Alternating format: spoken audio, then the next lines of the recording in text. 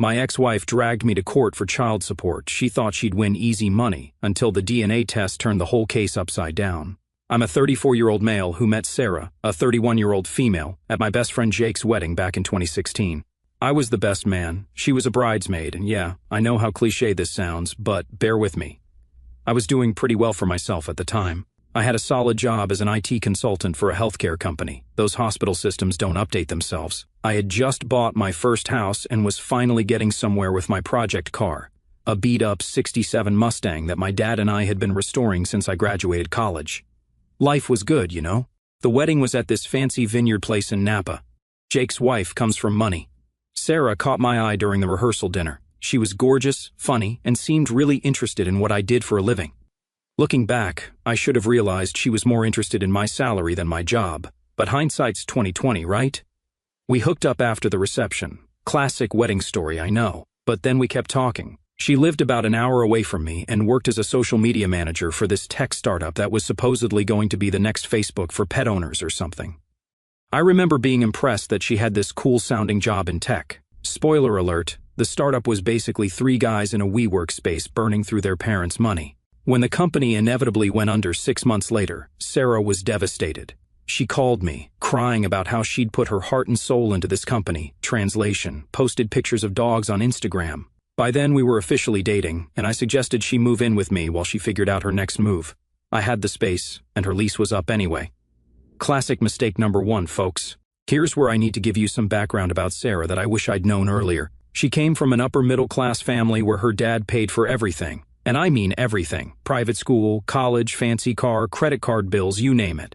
When her dad finally cut her off at 25, because apparently even he had a limit, she bounced between startups and influencer gigs, never staying anywhere long enough to build a real career. But man, she could sell herself. When she moved in, she had all these grand plans about starting her own social media consulting business. She'd spend hours making PowerPoint presentations about her brand strategy and talking about all these potential clients she was networking with. I actually believe she was building something. Meanwhile, my credit card bills kept getting bigger and bigger.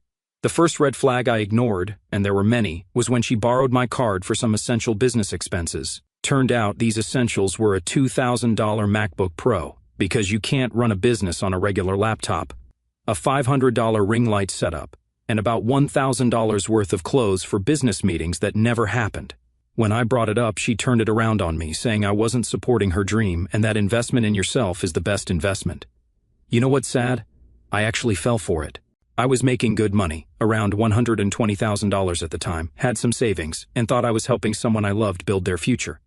Plus, she was fun to be around when she wasn't spending my money. We'd go on random road trips, she'd leave cute notes around the house, and she actually seemed interested in learning about cars. Another red flag I missed, she was just pretending. We got married in 2018, about 2 years after meeting. It wasn't a huge wedding, but it wasn't cheap either. Sarah insisted on having it at the same vineyard where we met because it's our story. Her parents contributed nothing, despite all their talk about wanting to help. My savings took a pretty big hit, but I figured it was worth it. The wedding was beautiful, everyone had a great time, and Sarah seemed genuinely happy. My dad pulled me aside during the reception. He's this old-school guy who worked the same job at Ford for 30 years and restored cars in his free time. He looked me straight in the eye and said, "Son, did you get a prenup?" When I nodded, thank God for my lawyer friend Mike who insisted. He relaxed a bit but still seemed worried. "Just remember," he said, "someone who loves you for you won't need your credit card to prove it." I should have paid more attention to those words, but you know how it is when you're in love. You think you're the exception to every rule. You think your story is different. You think the red flags are just part of your partner's quirky personality. Boy, was I wrong. After we got married, she stopped even pretending to care about our budget. It's like the wedding ring was some kind of limitless credit card activation code in her mind. But let me back up and paint you the whole picture of how badly things spiraled. About 3 months after the wedding, I got a promotion at work. Now I was making around $150,000 as a senior consultant, which should have made life easier. Instead, Sarah took it as a sign that she could finally focus on her personal brand full-time. She quit her part-time job at a local marketing agency, the only real job she'd had in years, without even telling me first. She just came home one day and announced, "Honey, I'm finally free to pursue my dreams." Those dreams apparently involved turning our home office into her content creation studio. She spent $5,000 of our savings on camera equipment, lighting, and this ridiculous pink velvet couch that she said would be perfect for her Instagram aesthetic. When I pointed out that we'd agreed to use that money for a new roof, she actually said, "But babe, this is an investment in our future.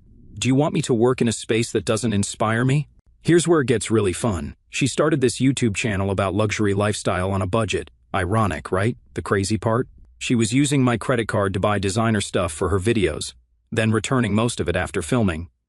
But some things mysteriously never made it back to the store. When I found a shoebox with $900 Louboutins in her closet, she claimed they were props that were essential for her brand. Meanwhile, my Project Mustang that I mentioned earlier, Sarah started complaining that it was taking up too much space in the garage. Mind you, this car was my weekend project with my dad for the past 5 years. We'd restored about 70% of it, and I was so close to getting it running. But Sarah needed the garage for her yoga and wellness space, because apparently, our spare bedroom wasn't good enough for her YouTube yoga sessions. I came home one day to find she'd listed my car on Facebook Marketplace. She hadn't sold it yet, but she'd already had people coming to look at it. Her excuse? "Honey, we need the space. And honestly, you spend too much time on that old car anyway. Don't you want to support my wellness journey?" That was our first huge fight. I'd never yelled at her before, but finding out she tried to sell my car behind my back, I lost it. She cried, said I was being controlling about money, and then hit me with the classic manipulation. "If you really loved me, you'd want me to succeed." The next day, she apologized and promised to never do anything like that again. Like an idiot, I believed her. But she started this passive-aggressive campaign against the car. She'd accidentally leave the garage door open on rainy days, or store her production equipment right next to it, where she could easily bump into it with her boxes. Finally, after she managed to scratch the fresh paint job with her yoga equipment, I gave in and sold the car. My dad was so disappointed. He didn't say anything directly, but I could see it in his eyes when I told him. That car represented years of weekends we'd spent together, and I let Sarah take that away. The money from the car? She spent it on a business retreat in Bali that was really just a luxury vacation where she took Instagram photos with other wannabe influencers. She came back with grand plans about starting a wellness coaching business, bought all these essential oils and meditation cushions, set up a website that I paid for, and even ordered business cards with Sarah Mitchell, a holistic wellness expert and lifestyle curator, printed on them. Want to know how many clients she got? 0. But she managed to rack up $15,000 in credit card debt buying inventory for a skincare line she wanted to launch. The products sat in our garage, where my car used to be, until they expired. When I found the boxes of expired facial creams and asked about them, she blamed me for not promoting her business to my CO workers' wives. By this point, I was working 60-hour weeks, trying to keep up with her spending. I'd get home late, exhausted, only to find she'd ordered $200 worth of takeout because she was too stressed to cook. The house was always a mess because she was too busy creating content to clean. But her YouTube channel had a whopping 342 subscribers after a year of full-time hustling. Looking back, I realized she was probably posting about our perfect life on Instagram while maxing out my credit cards, but I wasn't allowed to follow her social media accounts because she said it would mess with her analytics. Red flag city, population, me. The breaking point? I found out she'd taken a loan against my $401k without telling me. She'd figured out my password, my car's model year and name, yeah, I know, stupid, and taken out $30,000 for what she called a business opportunity. Turned out, she'd blown it all on a mentorship program run by some Instagram guru who promised to help her reach 100,000 followers. After discovering the $401k loan, I spent a week sleeping in my office while trying to figure out what to do. I'd forward my calls to my cell phone and tell people I was testing a new remote work setup. In reality, I was too embarrassed to tell anyone what was happening. My dad's words about the credit cards kept playing in my head on repeat. Remember my lawyer friend Mike? Well, he'd been trying to warn me about Sarah for years. When I finally called him at 2 a.m. from my office couch, he didn't even sound surprised. He just said, "Send me your calendar link. Let's talk tomorrow." Mike's the kind of friend everyone needs. He'd rather help you fix your mess than say, "I told you so." The next morning, I discovered Sarah had gone on a shopping spree that would make a Kardashian blush. She'd somehow gotten approved for 3 new credit cards in my name. The total damage? $47,000. Her excuse? I was stressed about our relationship problems, and retail therapy helps my anxiety. I wish I was making this up. Mike took one look at the credit card statements and actually laughed, not because it was funny, but because Sarah had made our divorce case ridiculously easy to win. See that prenup I mentioned earlier? It had a specific clause about financial misconduct. Thank God for Mike's paranoid planning. When I finally told my parents what was happening, my mom cried, and my dad just sat there cleaning engine parts, his way of processing emotion. Then he said something that changed my perspective. "Son, she's not going to stop until she hits rock bottom or finds another target. Right now, you're the easier option." Filing for divorce was surprisingly easy. The hard part was going home and telling Sarah. I'd planned this whole speech, but when I walked in, she was filming a day in the life of a boss babe video in our kitchen. She'd ordered $300 worth of organic groceries for the background, all on my card, naturally, while our actual fridge was empty. I waited until she finished recording and said, "Sarah, I'm filing for divorce." Her response? She grabbed her phone and started recording again, saying, "Guys, I have to be real with you about something." I walked out before I could become content for her My Truth video series. The next few weeks were insane. Sarah tried everything to stop the divorce. First, she love-bombed me with memories of our perfect life together. She even dug up my old Mustang parts from the garage, which she'd hidden instead of throwing away, and suggested we could restore another car together. Hard pass. When that didn't work, she switched to threats. "I'll tell everyone you were abusive." I wasn't. "I'll ruin your career."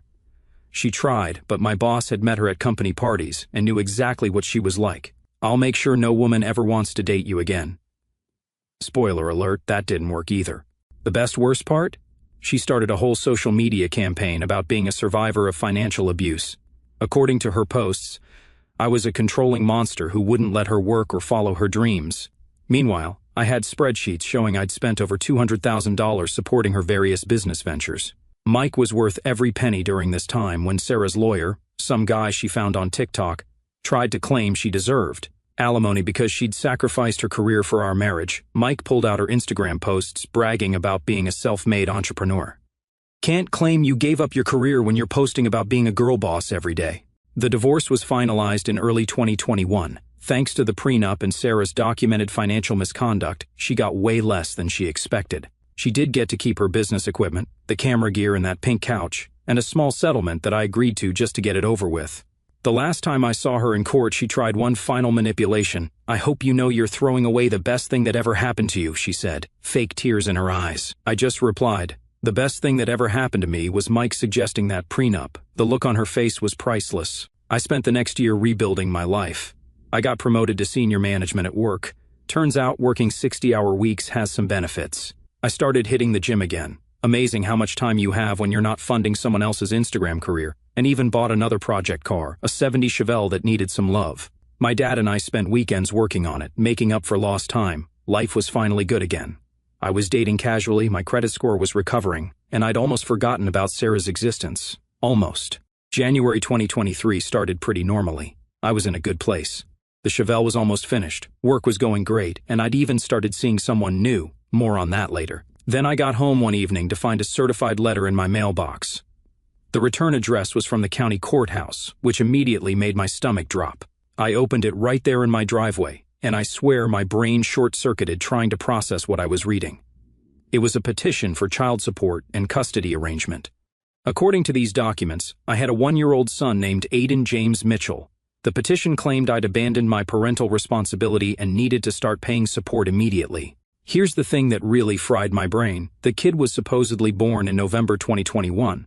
For those keeping track, that's 9 months after our divorce was finalized. Sarah was claiming we'd hooked up one last time right after the divorce. Absolutely never happened, and that she'd gotten pregnant from that. I literally sat in my car for an hour, reading and rereading those papers. The document included a birth certificate with my name listed as the father. She'd actually put my name on a birth certificate without my knowledge. I didn't even know that was legal. The more I read, the more surreal it got. The petition included a whole sob story about how Sarah had tried to contact me throughout the pregnancy, but I'd blocked her on everything. True, but irrelevant since there was no kid. She was asking for $2,800 a month in child support, plus back pay for the past year, and wanted me to cover the kid's medical insurance. I called Mike immediately. It was 9 in the evening, but this was emergency territory.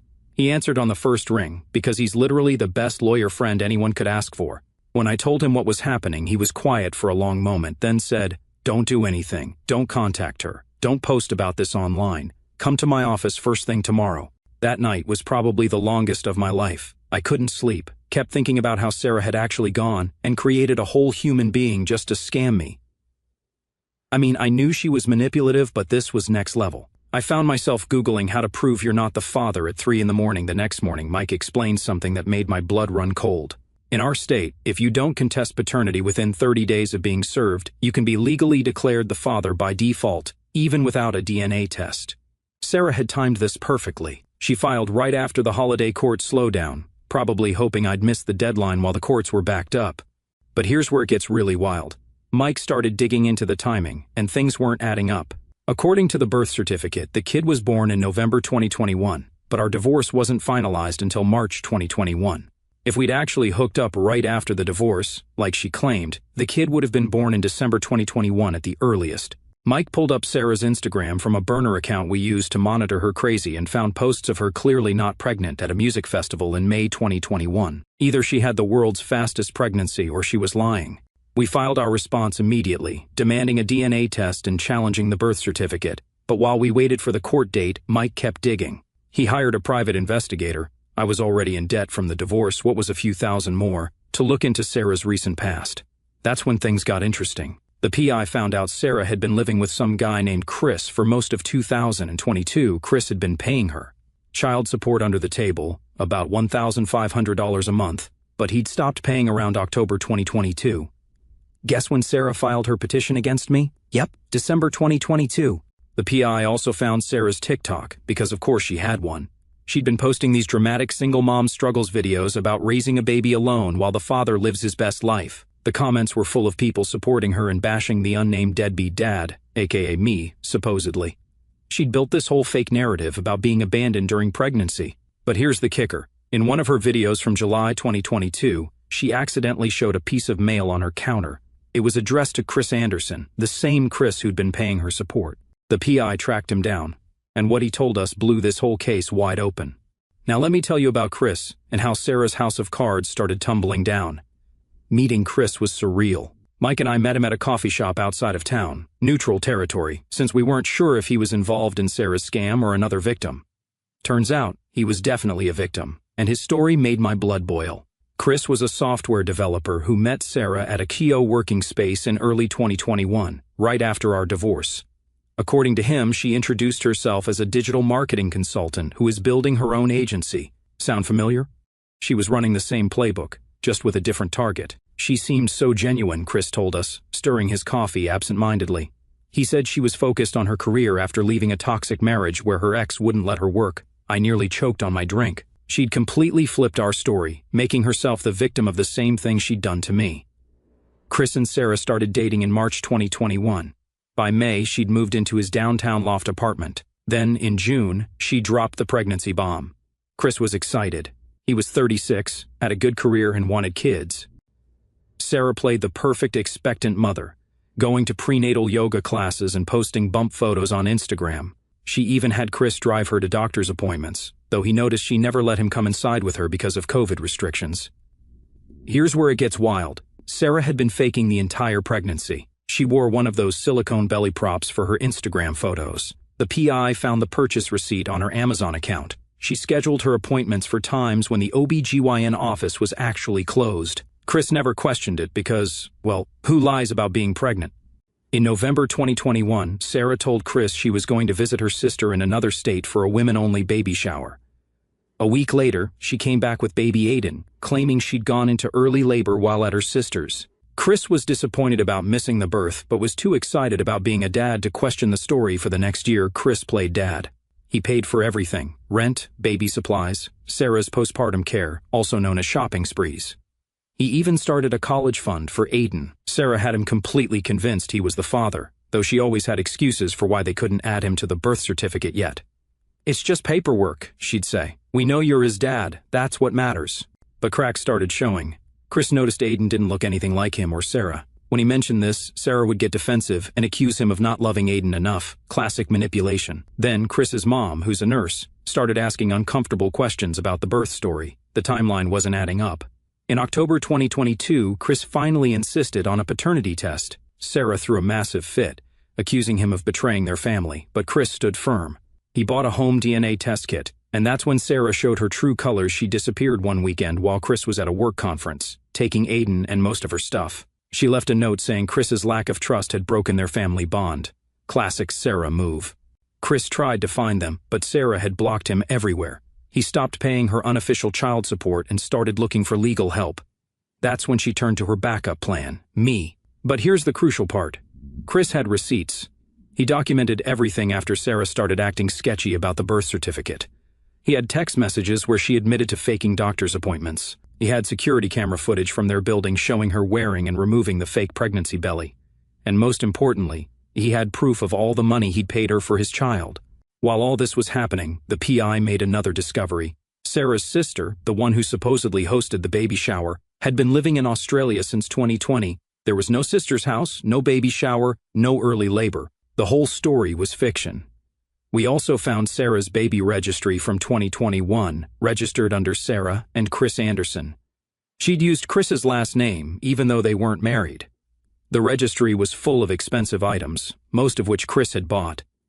She'd run the same scam with him that she tried to run with me, just more elaborately. But the biggest bombshell came when the PI tracked down records from the hospital where Aiden was supposedly born.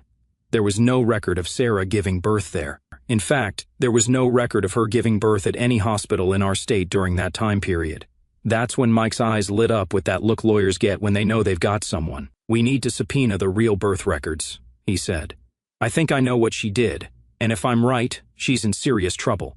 We filed the subpoena request right away, but courts move slowly.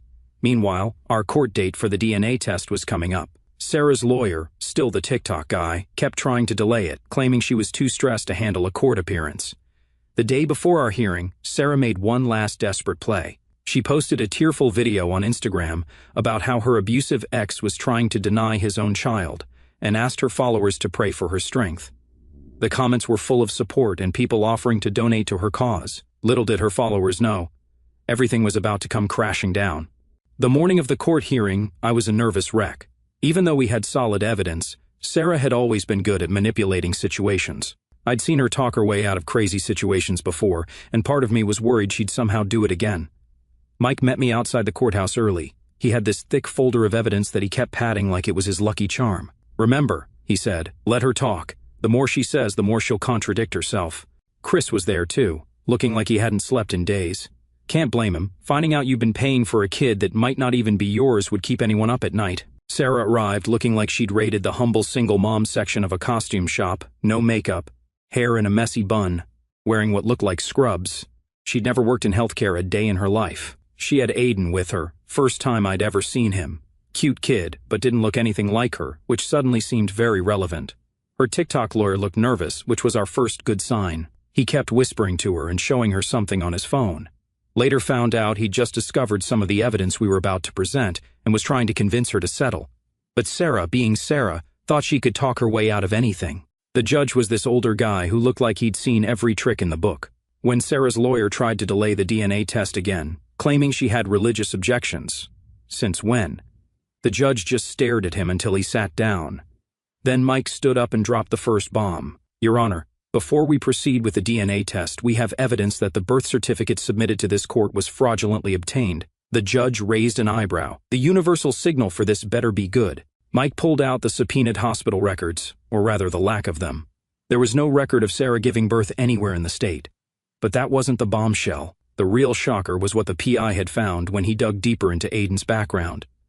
Turns out, Sarah had gotten Aiden's birth certificate using a technique common in identity theft. She'd taken advantage of a clerical error in a small county office, submitting paperwork that made it look like a home birth with a midwife. The midwife whose name she used retired 3 years ago.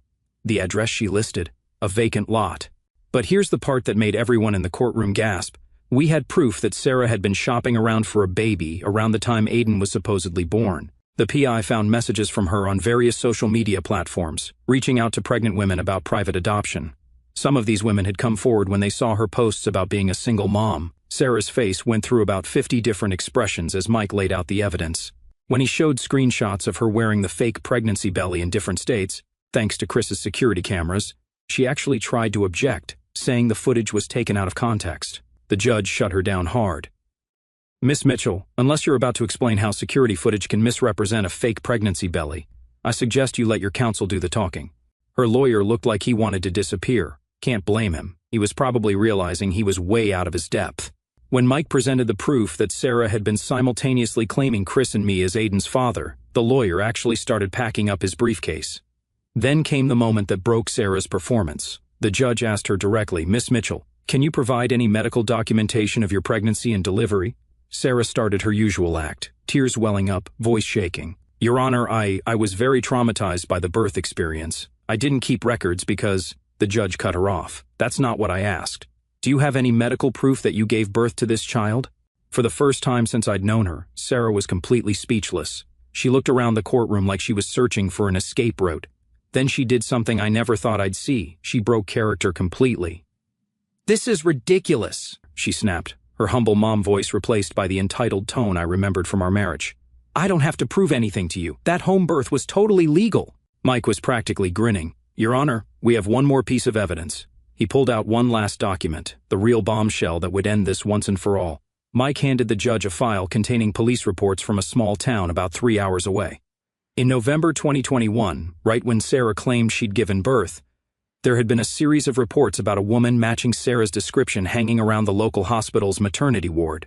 She'd been posing as a lactation consultant, trying to get access to new mothers. The judge read through the file, his expression growing darker by the second. Then he looked at Sarah and said something I'll never forget. "Miss Mitchell, are you aware that trafficking in minors is a federal offense?"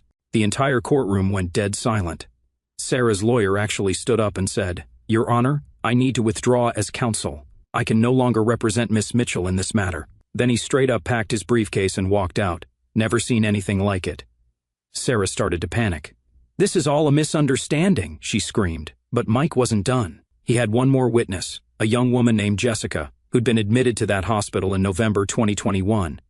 She'd given birth to a baby boy, but had been experiencing postpartum depression.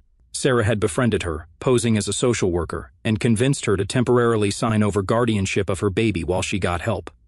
Jessica had been trying to find her son for over a year. She'd reported it to the police, but Sarah had used fake documents and a fake name. It wasn't until she saw one of Sarah's TikToks about being a single mom that she recognized her and reached out to our PI.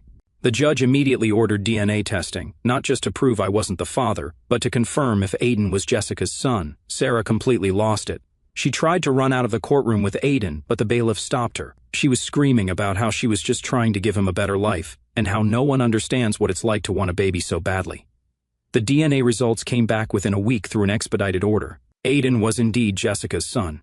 Sarah had essentially stolen a baby from a vulnerable mother, and then tried to use him to scam multiple men for child support. The judge was furious. The consequences came down like a hammer. Sarah was charged with multiple felonies, including fraud, identity theft, and custody interference. Both Chris and I were granted restraining orders against her. She was ordered to pay back every penny Chris had given her in fake child support. She's facing 15 to 20 years in prison, still awaiting final sentencing.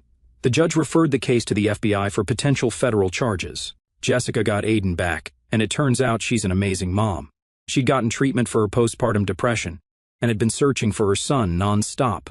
She even reached out to thank me and Chris for helping expose Sarah's scheme. She's now working with a nonprofit that helps mothers with postpartum depression and advocates for better hospital security. Chris and I actually became friends through all this. We meet up sometimes to work on the Chevelle and talk about how we both fell for Sarah's act. He's doing better now, dating a nice woman who actually has a real job. She's a teacher. As for me, I finally finished restoring the Chevelle with my dad. My girlfriend, the one I mentioned, loves going for rides in it and is actually interested when I talk about cars, no pretending. She helped organize all the evidence for the trial and says this whole experience will make a great story for her law school application. Sarah's social media empire crumbled once the truth came out. Her followers turned on her hard, and several drama channels on YouTube covered the story. Last I heard, she's trying to get a plea deal, but the prosecutor isn't being very generous. Turns out there might be other victims we don't know about yet. The biggest lesson I learned from all this? When someone shows you who they are, believe them the first time. Sarah showed me her true colors during our marriage with all the financial scams, but I kept making excuses. If I'd trusted my gut and my dad's wisdom sooner, maybe I could have helped prevent what happened to Chris and Jessica. But at least justice finally caught up with her. Sometimes karma takes a while, but when it hits hard.